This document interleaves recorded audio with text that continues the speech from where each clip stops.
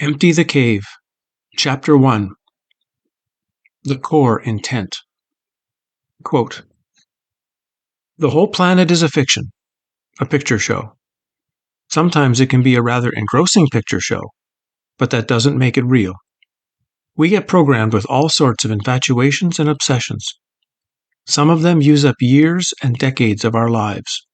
Entire lives pass this way, from one petty obsession to another. Yet some come to realize that life is at best a dream, and at worst, a nightmare." Richard Rose. Hi everyone. So you want to exit Plato's cave, the Matrix. It is a very grand quest to take on. However, it might not be what you think it is. Such a quest cannot be defined in words, so nothing in this book can possibly describe it. That is because exiting the Matrix has nothing to do with you, as it is an exit of yourself as much as the cave. Being someone who chooses to exit the cave is a rare and monumental decision. Looking into this type of material usually comes after a life that includes personal trauma, and empathy for the suffering of other beings of the world, anger against all of the lies presented, and a deep resolution to attain a state of real truth and liberation. As I say often, I do not have all the answers. I just share my opinions on what I have found on my 30-plus years of searching, as a suggestion for you to explore and come to your own understandings. The good news is that others have exited the Matrix, so it can be done. The problem is that the pathway is not forward, but 180 degrees in the opposite direction. We do not move forward to a searched-for end goal. We actually fall backwards into what we are. The way out is via the way in. The confusion starts because one has to clearly see that this reality is a trap for one's essence, yet paradoxically, there is no trap, because there is no thing to be trapped. This book is the combined progression of my two previous books, Falling for Truth and Exit the Cave, Book 1. Exit presented that this reality is a type of AI-based simulated matrix, created by an evil deity for the sole purpose of harvesting energy to keep the simulation running. Falling for Truth was a summary of my 8-year test on the solidity of the world that led to seeing it as an illusion, and my fall into a canyon which led me to see that I was also an illusion. A key chapter of each of these books can be found on my website. And probably, like you, I have read hundreds of books, yet none I have read can compare to the live and in-person experiences and practices done at the home of Korean monk Byung-Chul Park and in the sweat lodges of 3 native medicine men, Bruce Starlight, Clayton Bunn, and Dennis McKay. This book is also a progression of what they shared with me. With that, we can begin. Wait, now you're saying there is no trap? Asked my editor Anders. But you wrote in your last book about how this is a trap and a suffering pit of hell. Correct. So which is it? A trap or not a trap? Both. The trap had to be laid out in the previous book to shake people from their normal seeing of reality. But now I have to circle back and present a much wider range of information. Anders, my editor with Falling for Truth, has returned to work on this project. He chose not to edit the first Exit the Cave, so I had to find another editor for that book, and she did a great job. But after reading the first Exit, Anders decided to return and help. I can see he is confused because even though this book is the second book of the Cave series, it is a very different book from the first one. Firstly, I no longer refer to this realm as only a suffering pit of hell. It is. But that concept is too limiting to describe this nut house. I am now referring to the Matrix as a giant pit of distortion and insanity, of which the suffering pain part is the most noticeable. But as I mentioned in my chapter on the good place, actually it is the smaller distortions and manipulations that are more entrapping. Multiple small distortions would be harder to track, and would feel overwhelming to figure out. I nod. That is why a key antidote to this realm is clarity and sanity to overcome distortion. Secondly, the whole realm is a paradox. The biggest problem to exiting the matrix is not the archons, the fallen creator, the government, or what you need to fix about yourself. The problem is the projection of you, with all of its hopes, fears, wants, beliefs, and struggles. That is why it is claimed that you already have the key to unlock the prison of the matrix. One needs to see the totality of the trap of the archons and the loose energy harvesting. But if one does not also see through the illusion of the self, then the understandings of the cave will do little. The doorway home is through the realization of emptiness. Yet that realization alone is not enough, or every Zen or Advaita master will exit the cave. Likely they will not. Nor may a great traditional medicine person automatically be able to exit the cave, no matter how strong their abilities within it. That is because the matrix must be equally seen, in all of its sick and insane complexity, yet also realized not to even exist. Both sides of the paradox must be seen through, and then one's awareness finds the midpoint between them, where one resides in a type of still yet calm tension.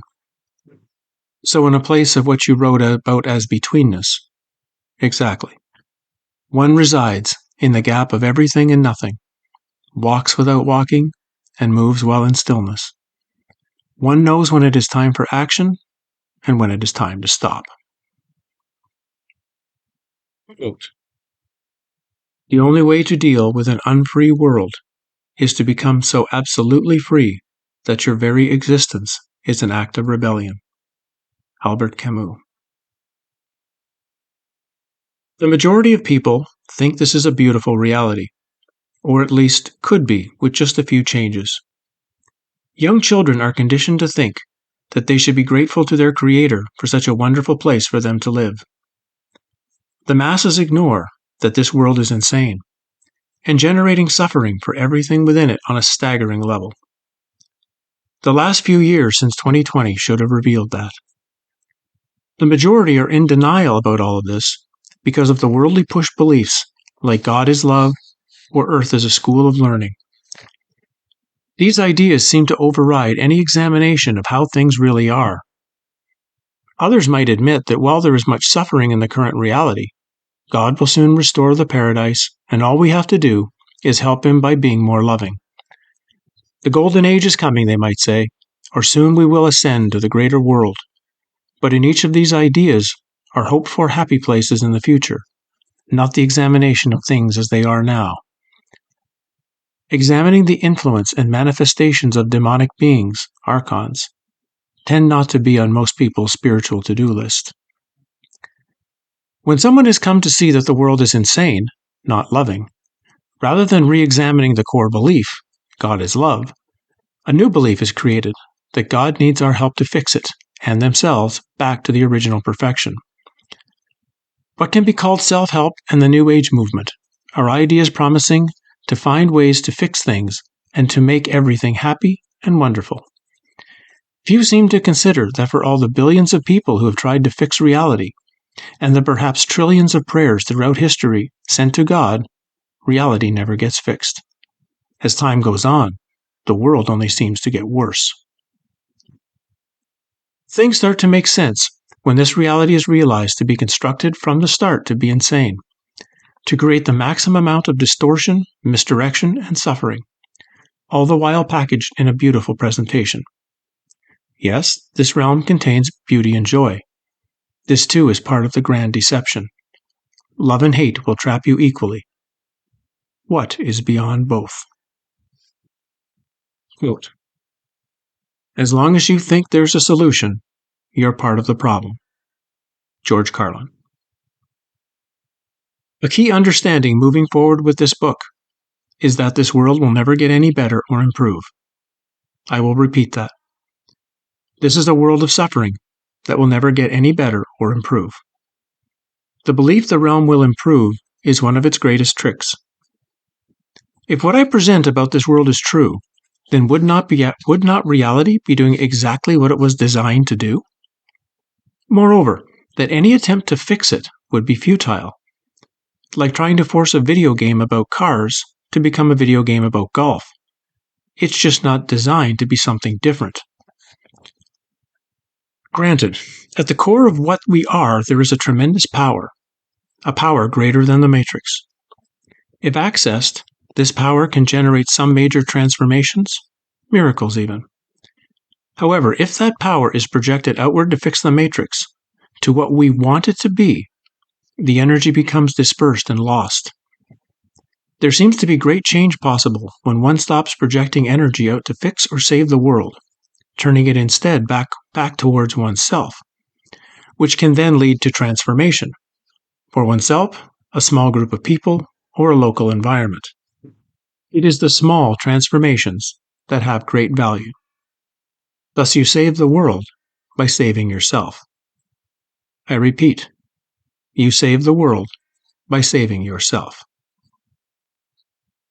When West Virginia teacher Richard Rose was asked at a lecture in the 1970s why he was not out helping people or saving the world, he replied coldly, "There is no world. There are no people. You have to come to see that." Then he went on to take the next question, while the previous questioner sat in stunned silence for the rest of the talk. It, of course, does not mean that even though Rose saw through the falseness of this realm, and the people in it, that he was not being helpful. Perhaps he just set his bar to the correct limit for his energy not to be wasted. He provided help, but only where it could be really of use. He also clearly stated that if one did gain the power to move mountains, he would leave them where they currently are, but because they are exactly where they're supposed to be. Quote, "Do not seek the footsteps of the wise. Seek what they sought." Matsuo Basho. A few days ago, I did a bit of an internet search to see what results I would get on the topic of exiting the Matrix. I was not surprised to see that all of the results were related to living differently in the material world. Things such as being more in tune with nature, getting rid of your TV and smartphone, having less fear, or perhaps fixing the government or financial system. Many of the results also related ideas such as raising your vibration, loving more, being your best, and taking authority over your actions. Always something related to how to fix the human form to make it come more comfortable in the material world. Or that if a worldly problem gets fixed, everyone could live happily ever after. The catch is that these suggestions all focus on the idea of what's in it for me.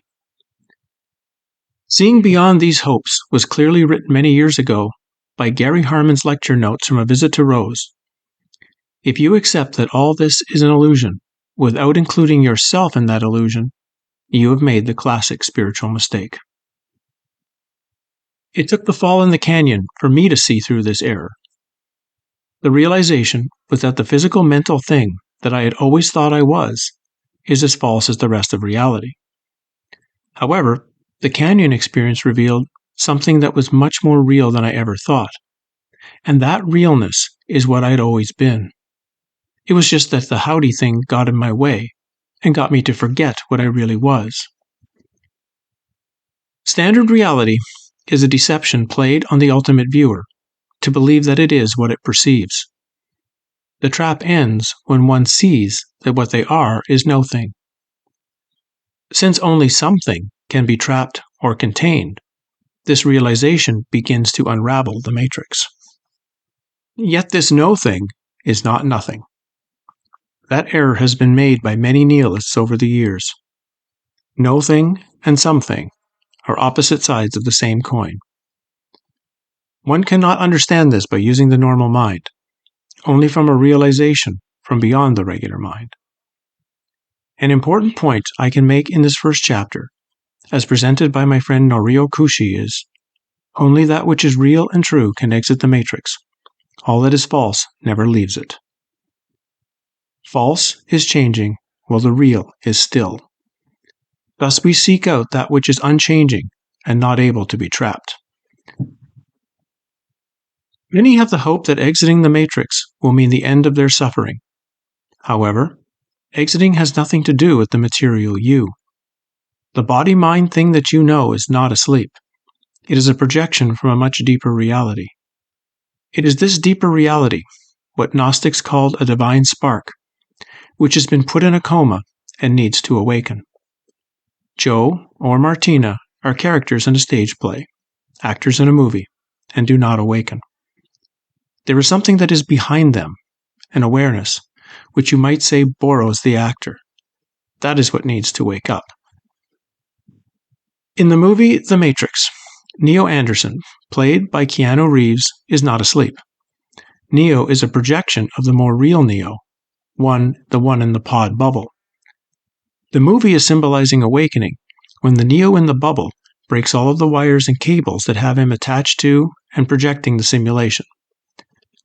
Okay, actually that's not awakening either, because the Neo in the bubble was also tricked, as he never tested his new reality to see if the world of the hovercraft was as fake as the previous one. Nevertheless, you get the idea. There are many layers of deception in this reality, much like the Russian nesting dolls. One doll inside of another doll inside of another doll. Every time you think you've figured something out, you open that layer only to find another layer doll within. This is symbolized in Zen by the metaphor of the world being described as a turtle on the back of a turtle, and so on to infinity. To reach an ultimate answer, one has to work backwards through every one of these layered turtles' dolls. Seeing through any layer is important, but unless one sees that they must eventually move past their current layer of study, they will become stuck there. That goes for any layer, no matter how important we think it is. There is another nesting doll waiting for examination. To work on this pathway, one must fully define the self, that which usually perceives. And you cannot do that after death in the astral realm. You have to do it now. As Christ responded, the dead know nothing. Or we could say, they know no more here than they do there. The new death experience is a trick presented by the archons to get people to believe that they can do all of their work after they die. The power to see through all the distortions is available now, not after one's death. In my books and talks, I have presented this world as a type of simulation. I want to suggest that that is not the correct word to give an idea as to what this matrix is. A simulation is defined from Webster as the imitative representation of the functioning of one system or process, or models to test problems and possible results, or the imitation of the operation of a real-world process or system over time. And while our world can seem like it is one giant experiment, and might be, the word simulation can be a bit confining for one's examination of reality. A better word is simulacra, which can be defined as copies that depict things that either had no original or that no longer have an original. This word is similar to how ancient texts refer to this realm, often as a copy or mirror of a world beyond this one. What is interesting is that the definition suggests that there can be many simulacras in operation, and that it is possible that the original may no longer exist. To make a photocopy of a document is simply a copy of the original. To make the copy, but then destroy the original, would in fact make the copy the original. Thus, this reality can be defined as something that looks like a simulation, but may have no real function from the standpoint of learning or testing anything. Perhaps only exists as an inverted and distorted copy that is running, perhaps only for the purpose of continuing to run. We do have to pay attention to this physical reality, as it is providing clues as to who the projector is of this realm. One should not ignore their physical form, instead following an idea in which Richard Rose termed as getting your house in order, which I will get to in an upcoming chapter. There is also value in what I may refer to as Schopenhauer ideology, gaining an empathy for the suffering of others and finding ways to reduce that suffering, be they persons, animals, plants, or yourself. Yet these ideas of maintaining order and reducing suffering have nothing to do with exiting the matrix cave. These are the foundational starting points for the long journey to define self.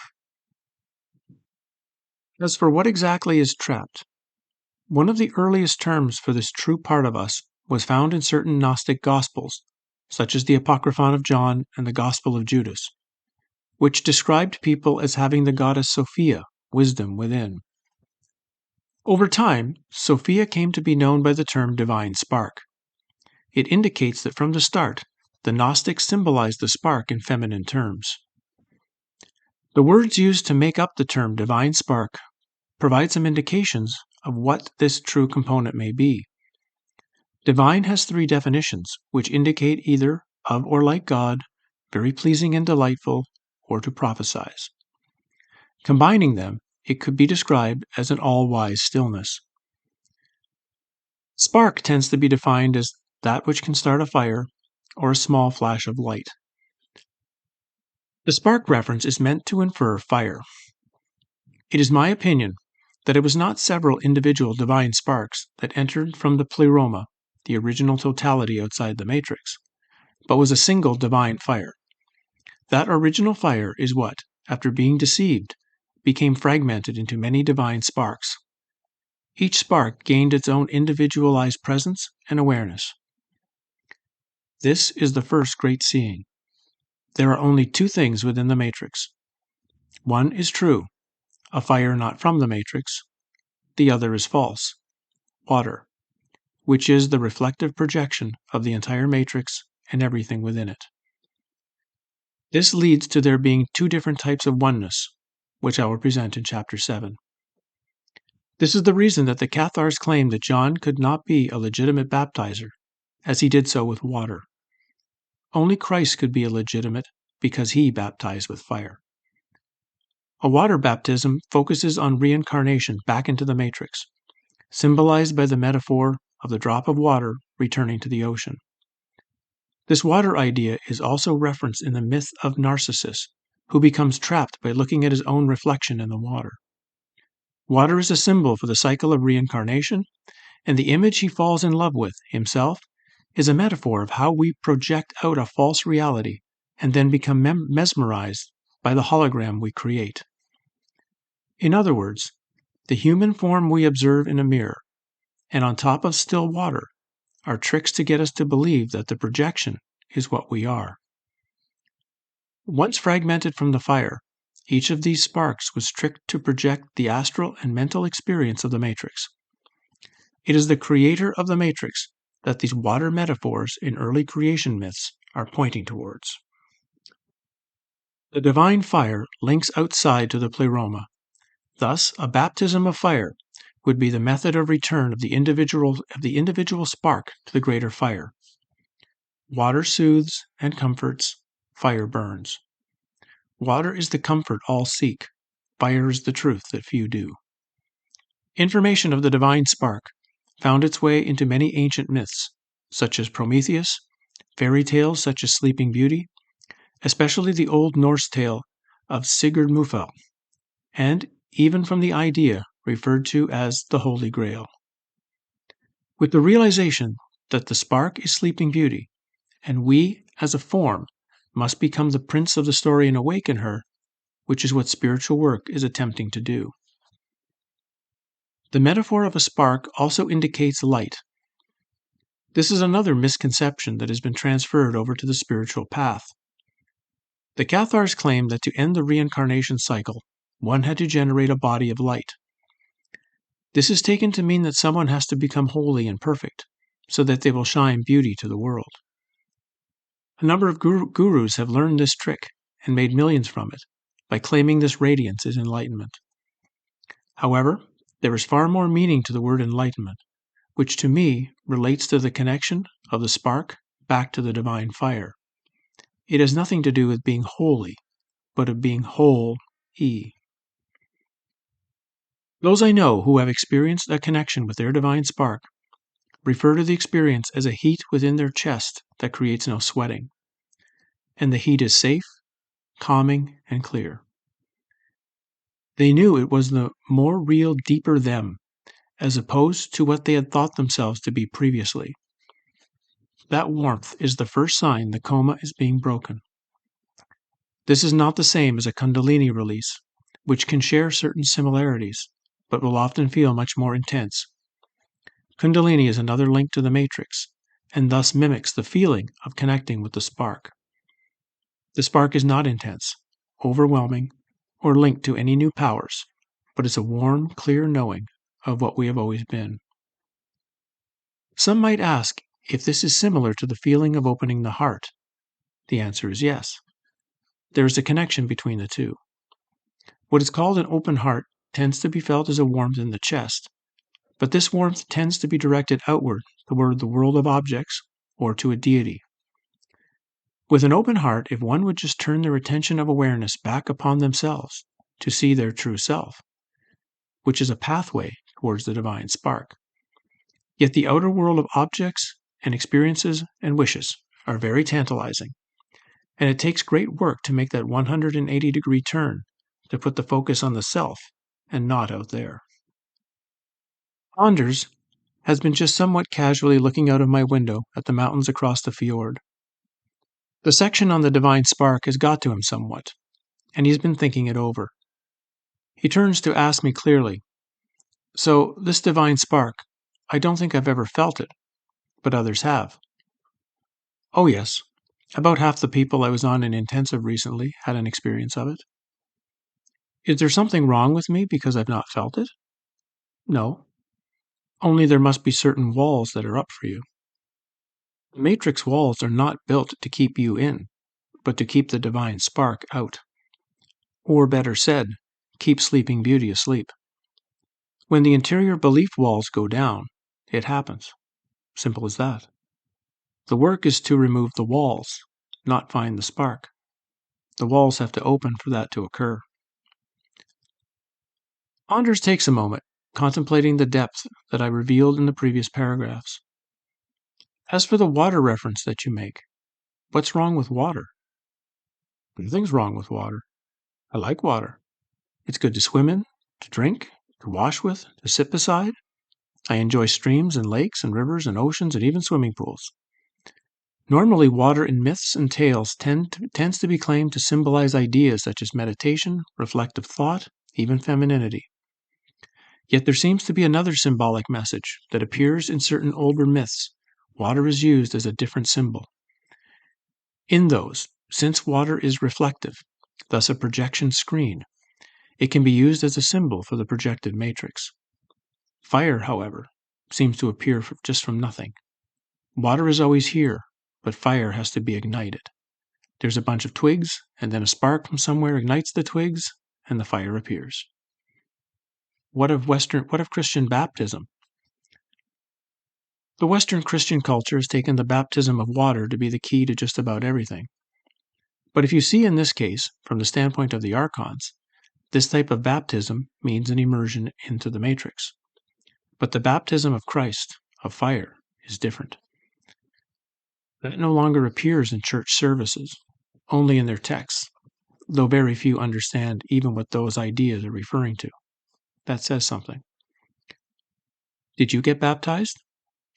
By water? No. How about fire? Have you been baptized by fire?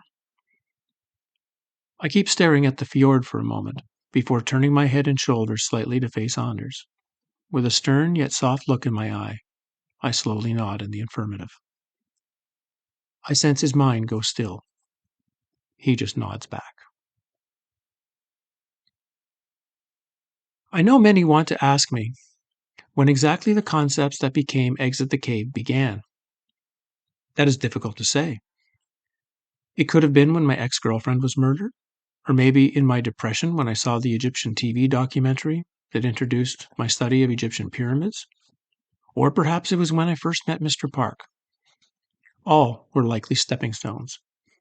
But my current feeling is that this thesis really began to be formulated on June 11, 2005, 3 weeks after I fell in the canyon.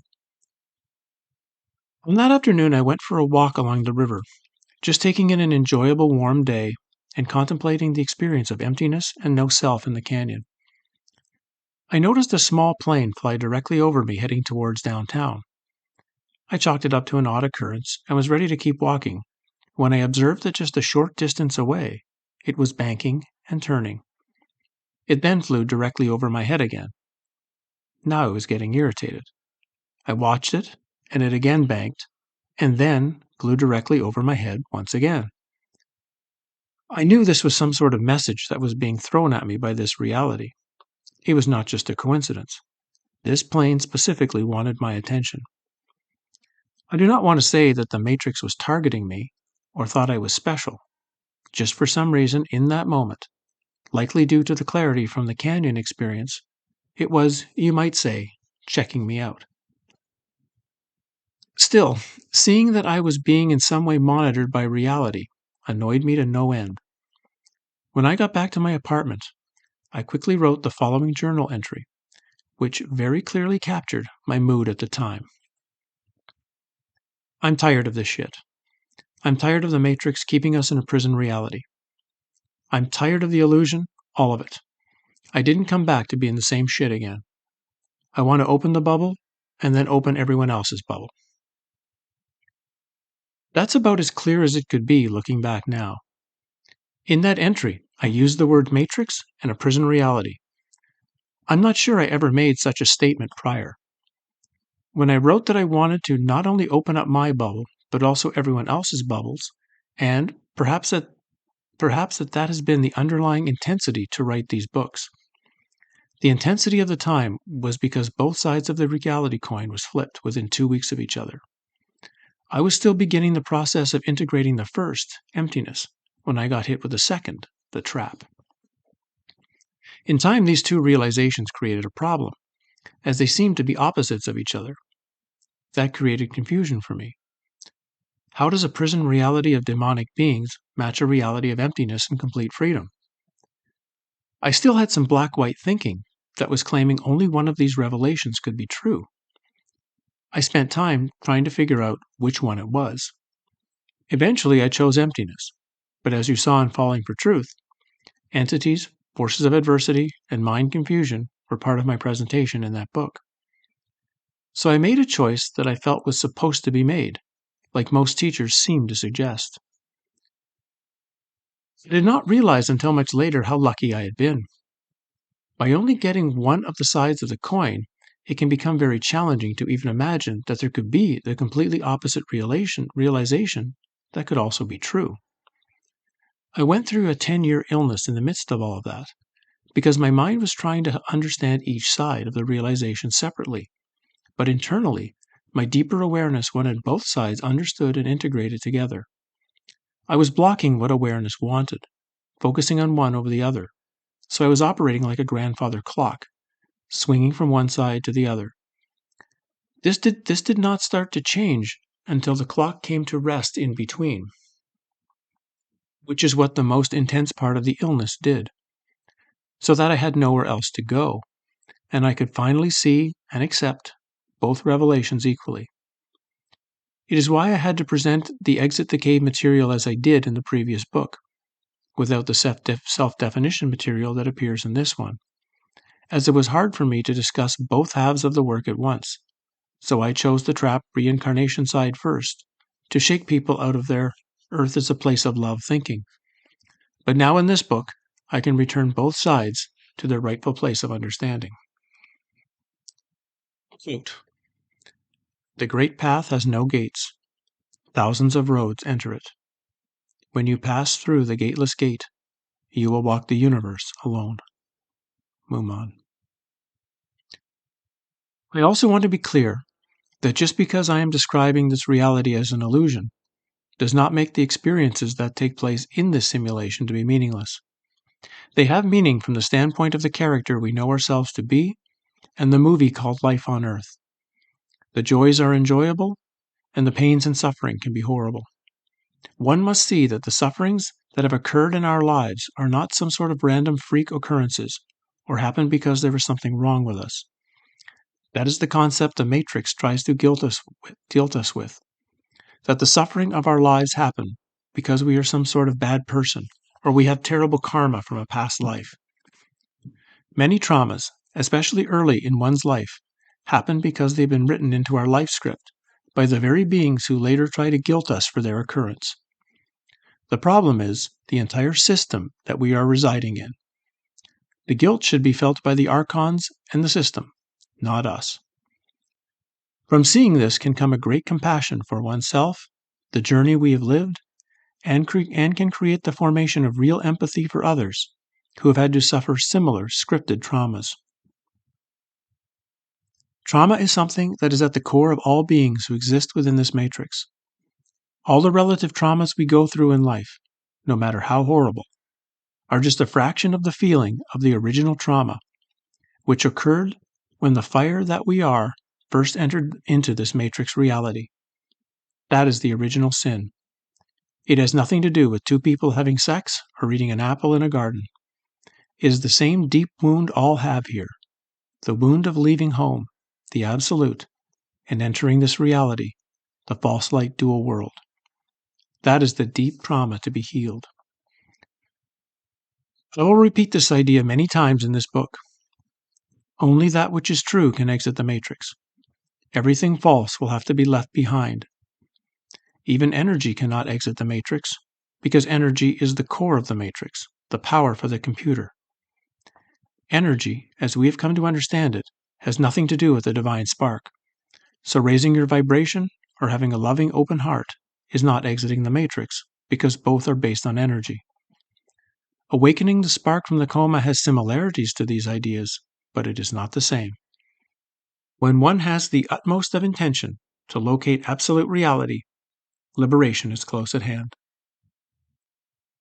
You may notice that I have not used the word freedom in this first chapter to describe the direction or intent of this work. That is because the understanding of language is important, for it is one of the main building blocks of the trap itself. English is a design language that has many built-in synonyms and homonyms so that the same word or sounding word are conveying multiple messages. A greeting like hello is putting the word hell into the subconscious of the one being greeted. The word freedom indicates a state of being free. However, what does the word free mean? Free from shackles? Free in the English language also mean goods or services that can be taken without payment. Why would we then want to use a word which indicates that we could be in a state that allows us to being taken without payment? As such, the best English word to use for our goal should be liberated, because the word liberate means to eliminate beings from imprisonment, slavery, enemy occupation, or oppression. Again, the word liberate means to eliminate beings from imprisonment, slavery, enemy occupation, or oppression. We want that. Quote, "If you do not fast from the world, you will not find the Father's kingdom." Gospel of Thomas. Exiting the matrix should be one's core intent. We become like St. Anthony the Hermit, who will be explored in an upcoming chapter, resisting all temptations and fears because he was rooted in self. The place I call home resides at the core of our being, as a memory of something greater than the simulacra.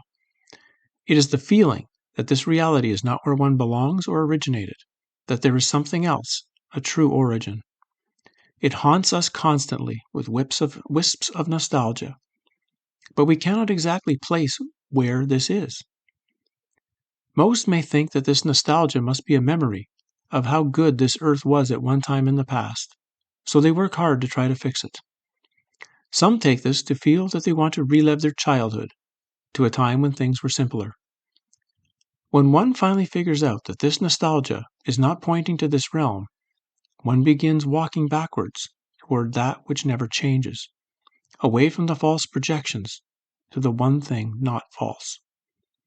The understanding is that home can never be found in the matrix. We must see that there is a trap, and yet at the same time, these archons cannot trap what we really are. No thing. Emptiness. We learn how to navigate the matrix as opposed to fighting it, seeing it clearly rather than trying to fix it, and act within it while operating from stillness, as opposed to attempting to achieve excessive material world goals. We want to end the reincarnation cycle. Completely. All other goals become secondary. We do that via self-definition, awareness, and clarity. We'll end this introductory chapter with some words from the Ashtavakra Gita, a text I will return to in the final chapters. At the beginning, the text states that a focus for stepping out to be free is to shun the experience of the senses like poison. Turn your attention to forgiveness, sincerity, kindness, simplicity, and truth. Liberation is to know yourself as awareness alone, the witness of all. Abide in awareness with no illusion of person. You will instantly feel free and at peace. Awareness is the stepping stone, for it is the seat of the clear seeing required, not only to view the matrix as it is honestly, but also to see the depth of our being as it honestly is. Sleeping Beauty is waiting to be woken from her coma. Once that happens, and this divine spark gets back its unlimited power, everything changes. That is when one can really begin to chart a pathway home.